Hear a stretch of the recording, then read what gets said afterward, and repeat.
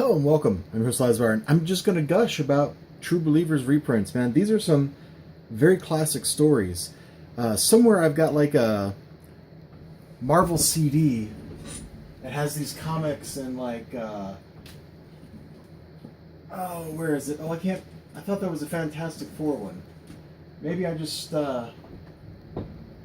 read these somewhere. But anyway, I got like a CD, I think, somewhere like this. It has these comics on it. My dad bought them at a truck stop of all places.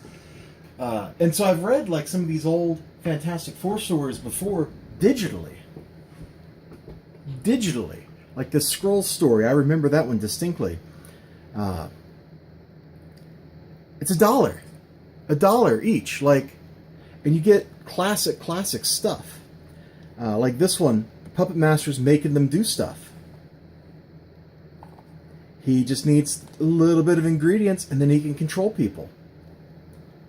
And it's a good story of these characters overcoming a kind of adversity that you wouldn't expect. The Fantastic Four actually has a really wonderful, and I hate to use the term, rogues gallery. They run into some really interesting enemies. The Puppet Master, for example, like in this story.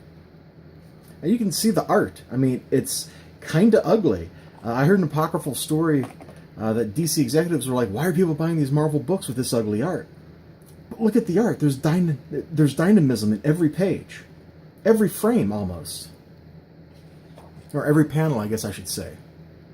Look at this angle.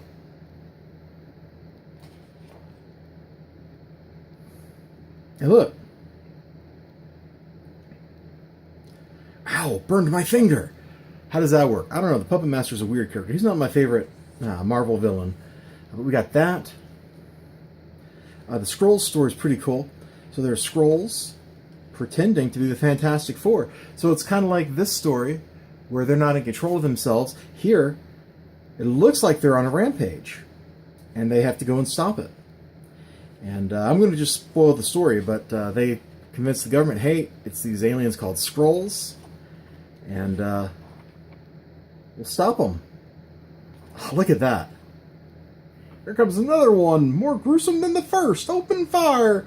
Bullets will never stop those creatures. Maybe not, but I know something that will. Flame on. There's a crazed innocence to these stories where they're just fun. Anyway, I always liked how this story ended, because the Skrulls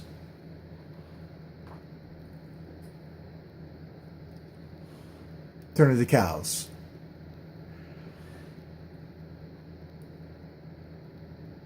We'll live in peace among you. We hate being Skrulls. We'd rather be anything else. Moo. I hope some poor farmer didn't try to eat them. And this story is pretty good, because the Fantastic Four, Reed Richards, Super Genius, spends the first part of this story getting outthought. They get outplayed.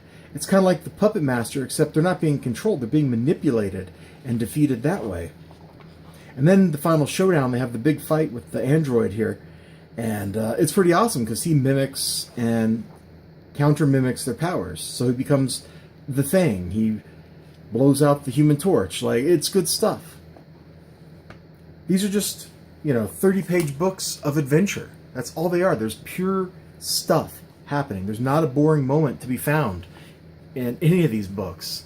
And that's more than I can say about a lot of modern comics. There's not a wasted page. There's not a wasted panel. There's just fun, activity, and action. And I really think for $1, these reprints are a great value. Now, I know Marvel prints these kind of like as a loss leader, although they probably printed enough volume they're not actually taking a loss. But they're meant to advertise. I think these are meant for the wedding special, to promote that. That's coming up. Although, I always love periodicals. This is from February 2019. I don't know if you can read the small text, but that's what it says. So, if you're into comics and you got a limited budget, this is the way to go, man. You can buy one of these for the cost of, well, I don't have a Marvel book in my desk, but 3 of those for the cost of, well, actually you buy 4 of them for the cost of one of this book. Like, that's how much of a value this is. Now, granted, they can do this because back then these people are probably not making nearly as much in the way of royalties or anything like that. And they're reprints, so they've already paid for the art, but these are the one Marvel book I can support without any hesitation. True Believers. We're going to kind of just put that up here, make that nice and big. Check them out. Check them out. They are a ton of fun if you kind of like old style comics, and I kind of like old style comics. They're written in a weird way. The dialogue is kind of stilted, but they're just meant for fun. And boy, they're fun. I'll see you next time. You have a great day. Remember to like, comment, subscribe, all that good stuff. Until then, bye-bye.